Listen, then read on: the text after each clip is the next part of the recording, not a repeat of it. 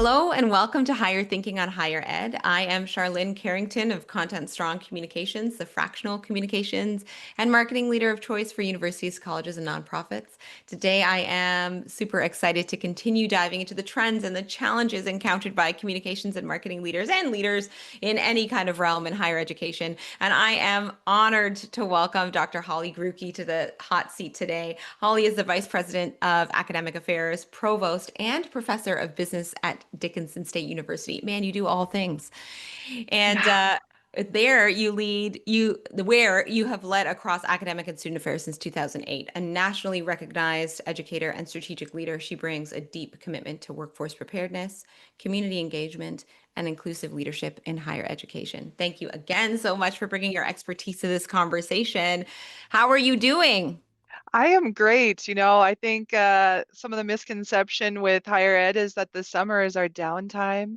But really, no, we are off and planning for the fall and looking forward to welcoming students back in less than a month. And yeah, it's a very exciting time at Dickinson State and in Dickinson, North Dakota. And like I said, you're nonstop. I mean, you hold so many different roles, so of course you don't get any any downtime at all. No, no, this is when a lot of good conversations happen for future planning, and we're looking at just different aspects of our mission with workforce planning and as well as student mental health. And so a lot of things that we're going to probably talk about today.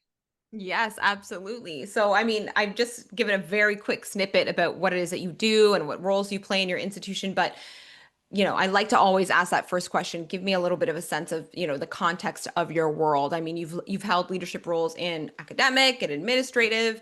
Can you share a little bit about how your current role is kind of fits into the broader Dickinson mission and how you're kind of helping to shape strategy across everything, academics, enrollment, partnerships, etc. Yeah, so enrollment is really, to me, driven by what the institution has to offer, not only the experience, but the academic programming that students will receive. And really, I've seen a shift over time from students coming in and wanting a traditional college experience to being like, okay, what does this experience mean for me in the end? And so those are the Right. questions and conversations we have as we work through planning and strategy. And that's my role at the institution, is helping connect those dots from industry partners to the administration team to the faculty, and getting everybody in the same room on how can we accomplish this. As an institution in a small rural town, we can't be something for we can't be everything for everyone, but we could be Right. something for everyone. We can get people started, we can give them some meaningful education and a meaningful experience, and prepare them for what a career would look like in rural America. So that's Right. my Right. job.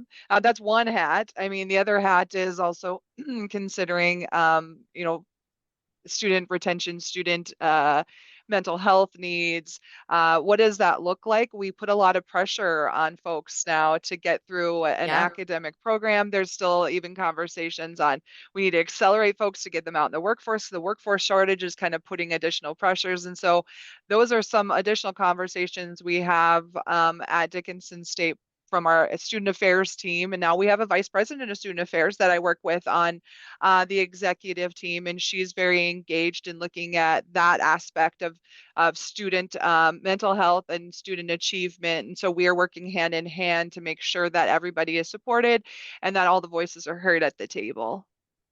I think that's a very interesting piece that you bring up there. And, I've had so many of these conversations kind of across both countries, Canada and the US now. And it's something that not a lot of people are actually talking about or mentioning is this idea of mental health in students. I mean, we spend so much time talking about institutions are closing and there's so many pressures and there's financial barriers and there's blah, blah, blah. But, a lot of people aren't talking about that piece. And I find that really, really interesting as I sit back a little bit and think about kind of the broader sector shifts, which hopefully you'll talk about in a moment, and how that's kind of impacting your role. I wonder if think about a little bit maybe when you're answering about the mental health piece and how that's impacting students, but also how it's impacting maybe the way that you're designing and running and providing programs and education for your students. So I think mental health is one of the biggest issues we see not only in academics, but in all industries. personal mental health has impacted every industry. And I don't know if we talk about it enough. We do put a Right. lot of pressure on folks to consider, especially at a very young age. So our students come in already thinking about whether or not they're going to be able to afford to buy a house, to have a family, Mhm. to do some of Mhm. those traditional things that you saw before, where I think when I was a student, I didn't really consider those things. I considered what my career might look like at the end, but I really Right. wasn't looking at salary and earnings and cost of living, and all of that Right. stuff is really thrown in people's faces right now. And I think it comes with good and it comes with bad. And the bad is that it creates anxiety and pressure for individuals, and they're getting potentially pushed into areas that they're less satisfied with. And Right. so our student affairs team is really focused on having conversation with students of, yes, this is a great career. You can do career X and you're going to have great earnings and you are smart enough to get through this program. But boy, you seem really miserable. Is this right for you? Right. And having those conversations, because they're not right for them, they're more likely to feel isolated, alone, have some Right. depression. And so it's really looking at overall having the full picture conversation with the students through our success advising model. And our success advisors are really good at just talking through these Right. items with students without a lot of training, because there's not a lot of people talking about it, right? And some of this is kind of hammering the wings on the plane as you're flying, like seeing what we Yeah. can do for folks where they're at that time. And we talk about just the shift overall. There's a lot of pressure coming from industry into higher ed to help solve the workforce shortages. Right. As a dual mission institution, I feel we're a little bit ahead of the game than some of the other liberal arts institutions that have not made that shift, because we're looking at how workforce impacts all of our careers, even our traditional liberal arts programs. Right. What is necessary for that individual to go out and have a meaningful career? So does that mean for our undergraduate psychology major that we should have pipelines and pathways into graduate Right. Right. psychology degrees? Does that mean our teacher ed students should have more practical experience within the local school districts so that they're able to Right. identify the schools they want to work for in the end? How do we bring in more CTE, career and technical education programs into the institution? And how do we make sure that's all balanced? Because CTE programs are expensive to run. There is more capital outlay for them. There's fewer students enrolled just because of the hands-on experience that they need. You can't have as many students as you could in a traditional liberal arts style of classroom. So there's just really overall between those two pieces, there's a pretty significant shift uh, in higher ed. I mean, you're going to see more people talking about workforce, and you're going to see more people talking about student mental health, and those are going to be two of the biggest topics, I Right. think, in the next coming years. I think, you bring up another really great point there because I think, we've been having this broader conversation, I think, across the board, whether you're, depending on whatever kind of district or, institution you're in, whether in your community college or whether in your like a big Ivy, everyone's having that same conversation about how do we continue to demonstrate value when information is so quickly and easily accessible at, their fingertips, at all of our fingertips. And I think what you hit the nail on the head there is really almost that shift across institutions, at least it should be, to really looking at how do you continue to show that we are getting you ready. This is not just a broader thinking, or you're not just thinking about the theories. We're really trying to get you ready for your job, your career, your future, your life, right? And I think that's a little bit of a different mindset than I think, certainly some institutions have had in the past. Taking a step back a little bit and thinking about, looking at all of these shifts and looking at all the things you're focusing on, tell me a little bit about the metrics of what data points or performance indicators are kind of top of mind for you right now in your team, and how are you using those insights to really guide, I don't know, program development, strategic decisions, etc. I think everyone's looking for that smoking gun on when to pull the trigger on this is the right program to add at this specific point in time. But it is a really difficult thing to measure. And so Right. it goes beyond just demand. There is a great deal of demand for addiction counseling across the country. That is a tough sell to an 18-year-old Yeah. that you're going to be an addiction counselor. Right. Very meaningful career, a well-paying career. but something that's difficult for people to go, that's what I want to do. And so I want to be. despite this huge demand, which market research reports like Cast will definitely tell you, yeah, holy smokes, like do it, do it, do it. But attracting students into that is difficult. So you really have to balance sort of those traditional data points of the past and really the Right. behaviors of students. And there's not really an easy report to point to go, that right there indicates that these sort of things will happen.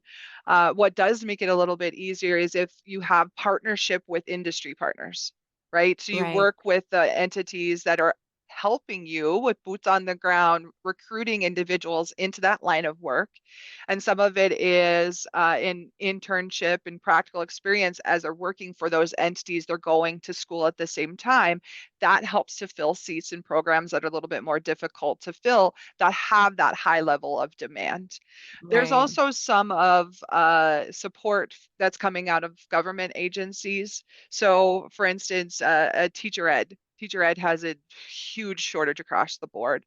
And government agencies have helped to step in by providing scholarship support in different programs. One of the programs is the Para Teacher program that we engage in.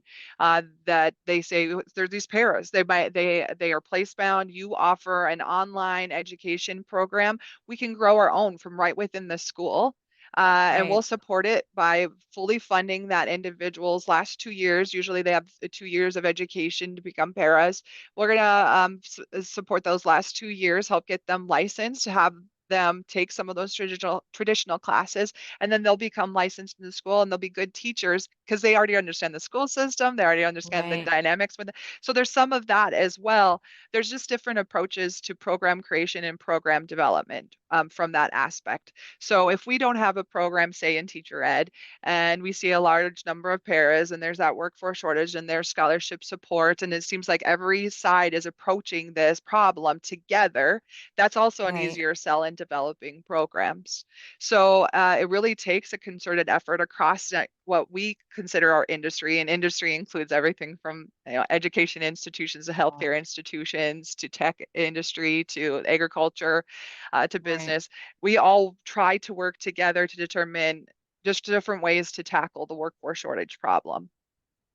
That's very interesting. So, typically when I ask that question, people everyone talks about enrollment, they talk about very, very numbers based. What I see here is yes, you're focusing on numbers, but it's not just in your one small institutional ecosystem. You're really looking at the bigger picture and trying to measure, well, where are there shortages here and how should we be implementing or creating our strategy based on that? So I think that's a really a, an interesting approach that I certainly haven't heard that often, and I love to hear it now.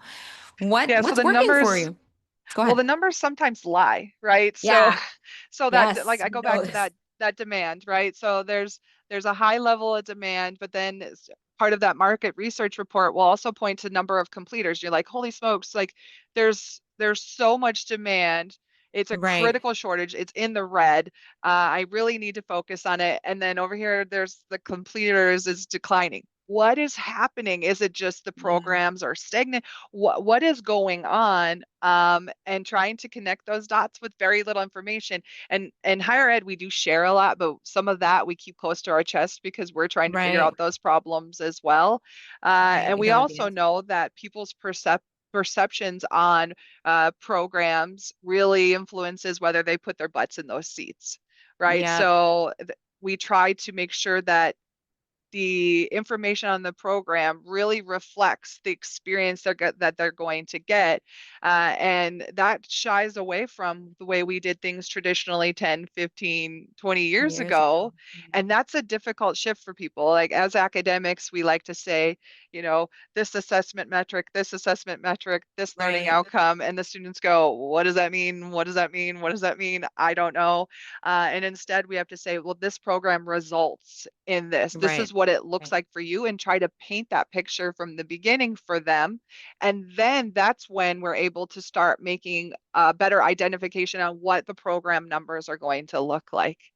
And Right. Right. really, in how tight things are in higher ed with budgets and financials, you have to be very conservative.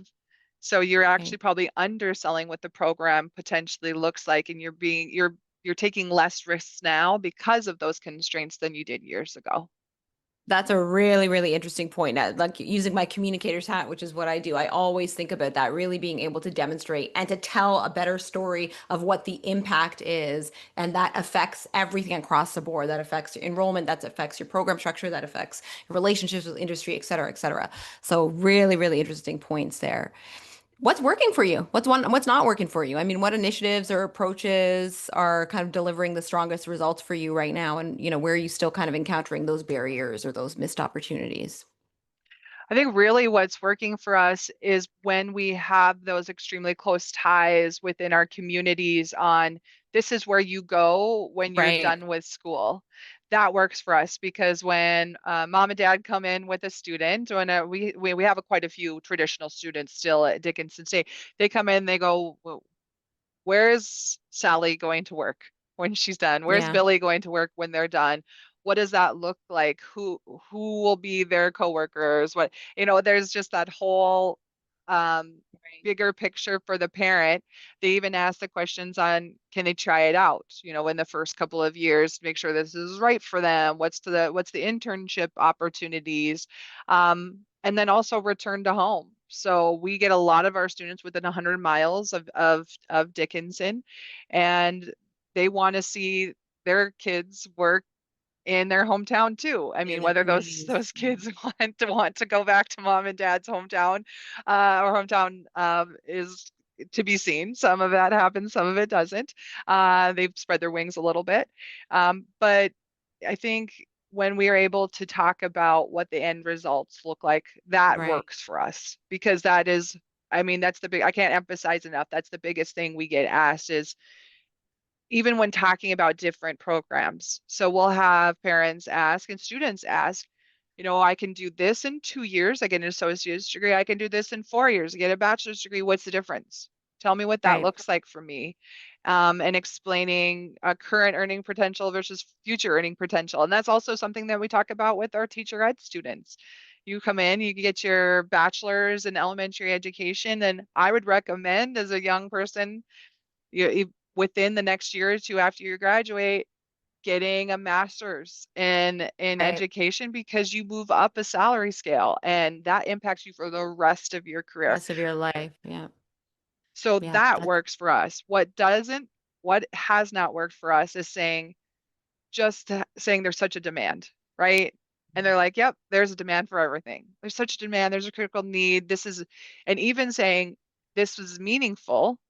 And we go back to addiction counselor. This is a meaningful career, such a demand. You can make a great I don't know. I don't know about that. I don't know if that's Mhm. right for me. So even if there's, meaningfulness, which I think was a very big topic for Gen Z, right? So Right. having a meaningful career, making a difference, feel like you're making a difference. You're not just punching in, doing work, punching Right. out, Right. going home. Just feeling like you're having some type of impact in your world throughout your day. I Right. think there's to some extent, the group of students that's coming in right now is really hitched on to, do something that you like to do and you'll never work a day in your life, right? I Right. think they have really resonated with that. With And that. I think that's because it goes back to their parents on that's really resonated with them, Right. and they're really kind of going, okay, I know I need to make money. I know I need to be able to support myself, but I don't want to be miserable like 8 hours a day or 12 hours a day. I get it. I get that. I think that's such a huge cultural shift that certainly is permeated, I think, across the higher ed landscape. This is just that understanding that one, the generation you're talking to now, they're digital natives. They're looking at screens all the time. They're getting information thrown at them. And number two, they are really figuring out how to design their lives in a way that I think generations before never have done. And I think that drastically, as you mentioned, drastically changes storytelling, right? Institutions' ability to really sell and talk about what it is that they offer in a completely different way. Because it's not, yeah, you can be a doctor. If a doctor does not fulfill you and it's not something that you want to do and that's not the way you want to live your life, and that's not going to actually move the needle for institutions from an enrollment perspective and a numbers perspective and a retention perspective, right? So I Oh, think that's a huge, absolutely. huge point. Yeah, I think Yeah, it's a huge point. I think you hit on something really important there. Is they're designing their lives because they've designed everything, right? So they even from the games they played when they're little, they've had the autonomy to be able to create and do things differently. Their brains work differently. I mean, Differently. it's so interesting. My son will play a game where he designs clothes, and he look at this t-shirt with this design or this series of jerseys with this design. So I think really we see that across the board, right? The Right. 18-year-olds that are coming out of school, they're like, what autonomy am I going to have to be able to create and do things differently? And they are Right. creators.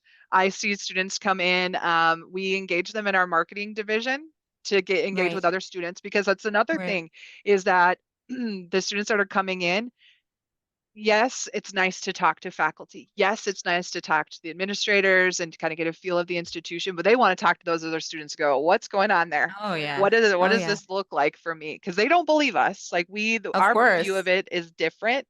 I always say I'm just a crusty mom, like Yeah. Yeah. I do think I see things differently, and that I think is cool that my son's like, oh, that's lame. Um, and but he's like, hey, you got these really cool things on. He's able to point things out a lot differently. The peer-to-peer stuff is so important It's now. huge. So when we engage them in our marketing division, they come to us with this idea, and maybe I don't understand it. I don't understand the trend. I don't get it. But I go, okay, it's appropriate, and let's see how this shakes out. Go for Right. it, right? They made me do the Bugatti car trend on TikTok the other day. I thought I was going to have whiplash and a concussion. So the caption is no provosts were harmed in the making of this video. I think people That's laughed cute. hysterically at it, and I'm like, I don't get it, but I'll do it. I'm on board with it, and I think if it just helps to connect and just make me a real person to somebody and make me more approachable, I'm good with that. I'm good with that, and I think that's what that generation brings to that division into those offices. And that's it, right? It's one, making connection, but two, it's being able to see themselves represented, right? Like students want to know what their life will be like when they get there, and they can only really see that or understand that experience by engaging with and seeing other students, right? Or people of Yeah. their same age range. So I think that's a huge, and that's an opportunity that I think institutions should be really, grabbing the handles and going and doing that same thing. It's a huge opportunity to do, and it's cost effective. Yes. Yes, Um, for sure. what are you looking towards over the next 6 to 12 months? What are your kind of your big goals, your main priorities, whether it's, I don't know, growth or program innovation or institutional visibility or whatever? And what does success look like for you? So we started conversations last academic year with the academic units on look at all of your programs Right, and how do you envision those programs looking in a couple of years?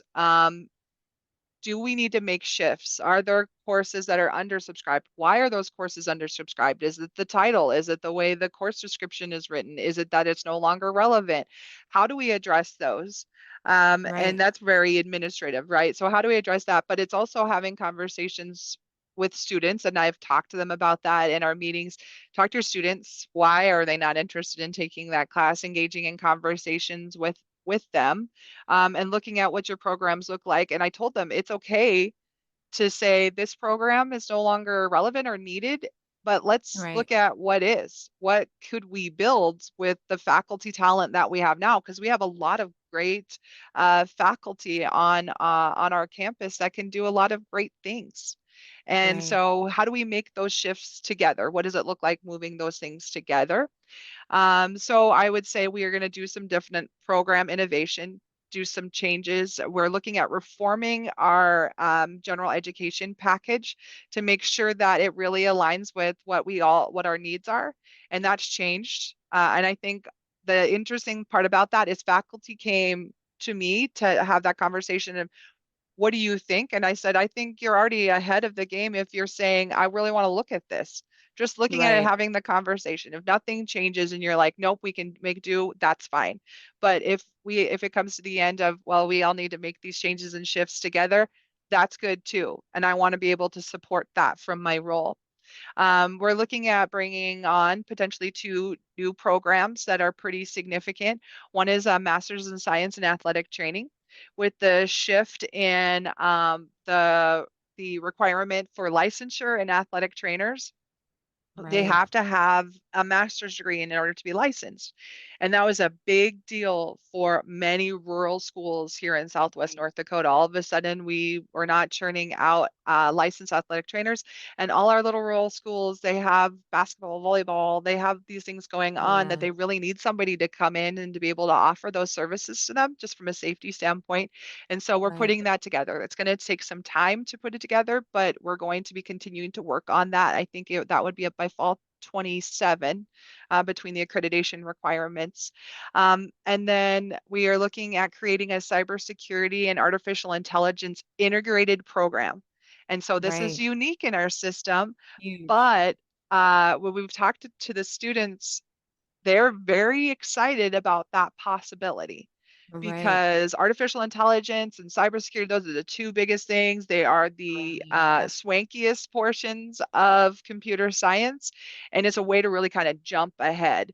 And they could Right. do pretty much anything with a program like that. And so we have great new faculty coming on with great new perspectives and helping to develop that program. So we're really excited about that as well. So program innovation, program reform. And then lastly is really continuing to have those conversations. We started with talking about student mental health. I'd be remiss to not mention just the impact of student mental health on retention and Right. completion for those students. And then overall, just how student mental health impacts the ecosystem of a higher ed institution. And so we're going to be laser focused on making sure that we are addressing some of those needs as well. Oh my goodness, you have a big, lofty agenda ahead of you, but I think I think you've really set a really smart agenda, quite frankly, and you're really, I think, responding to what's happening in our current climate right now with some of those new courses. My last question is something that, sometimes people find it pretty challenging and sometimes people really love to answer it. So I'll be interested to hear what your answer is. If I gave you a magic wand right now, pretend it's my pen and you can overcome one persistent challenge without worrying about, budget or time or red tape, whatever, what would you solve and what kind of impact would that have? I would solve the student debt challenge. Huge. I would wave a wand. I would figure out how we are paying for higher education because it is so important. I Right. would figure out how to, and it's important not only student debt impacts not only students' ability to progress, but also the success of an institution. So if you don't have students enrolled in your classes, that's a revenue Right. problem. Those students are not accessing higher education, that's a problem for society in and of itself. And so it comes from all folds. And then we also are not meeting our goals of fulfilling those workforce needs, right? Right. So if we could solve student debt, that would be if I'd blink, close my eyes, and that would be a big issue, and it would be amazing to do. I think, certainly a lot of people have said that. Let's make it affordable for everyone to get higher education because it is that important in their lives. If I gave you a second wand and you can do something directly in your world right now, something maybe the more, I don't know, applicable to, I feel like student debt is applicable to you too, but something maybe more closer to home for you, what would you fix that would actually impact your day to day? So, that's a good I question. know it's a tougher That's a question. that's a tougher question. But I think one of the biggest things that impacts day to day is I'm going to say it again, mental health, day Yeah. to day. I mean, Yeah. it impacts employees, it Right. impacts students. It's something that has, I when I started it at Dickinson State, it was not as prevalent. Right. Issues with mental health were not as prevalent. But after COVID, I would say that's pendulum has swung, right? Right. Where it's just so much more obvious, people dealing with loneliness, anxiety, depression. Um, it's just become so much more visible. And Right. I'm glad that it's becoming more visible because then we can start to take on the challenge of now how do we address it? Right. And I think if I could get a magic wand and go, give me a pathway on how to address it not only for my students, but for the employees that work here. Because Right. we have great employees. We have a great leadership team. You talked about I have a big agenda ahead. It's our agenda. So I don't feel like Right. I'm alone in it, right? I have a Right. team of people that from from the president to the president's cabinet to the staff to the faculty that I think genuinely want to see us succeed and do great Right. things. And so we're working on it together. So it doesn't feel like a you know a very big goal when you start to Right. all take a chunk of it and work on it together. So I feel blessed that way. But if I had somebody that, a genie that came in and said, "Hey, I'm your mental health genie, and I'm going to solve all those problems, and you just have to rub my lamp, and I deal with it that would be amazing." Oh, that's such a good answer. And I feel like it ties so perfectly into really the nature and the theme of this entire conversation. Is there anything that I didn't ask you about that you were, really looking forward to talking about or mentioning before I let you go? I think one of the things that I hope is that we stop separating higher education from career and technical education. I Right. think I think that's such an old school way of thinking. We say, oh, trade school and higher ed. I'm like, trade school is higher ed. Right. If Yeah. Yeah. if you are stepping into a trade after you are attending a community college or a technical college, you are going to college. And that is an Yeah. awesome pathway for people. And I hope people consider those pathways just as much as they consider traditional liberal arts education. I hope they consider associate's degrees. And I hope people that are sitting there at home that are like, I started school years ago. Always wished I would have finished. I hope you come back. I hope you get a Right. certificate. I hope you get it. And then once you achieve that, I hope you think of an associate's. I hope you think of a bachelor's. I hope you go all the way because higher ed is different than when you started. Even if you started a year ago, you stopped out, higher ed is different than when you started. Come back. And if you're wanting to do that, and there are people here now that are ready and willing to support you in finishing that degree, we're here. So that's the two hopes I get from this conversation. I'm so happy that I asked you that question so you could leave us with that because I think that's such a very, very important point that I think people often miss really is that across the board you are upskilling yourself in some way. That is a form of higher education. It's equally as important. Huge point. Thank you. I mean, thank you so much Yeah. for your time, your experience, your perspective.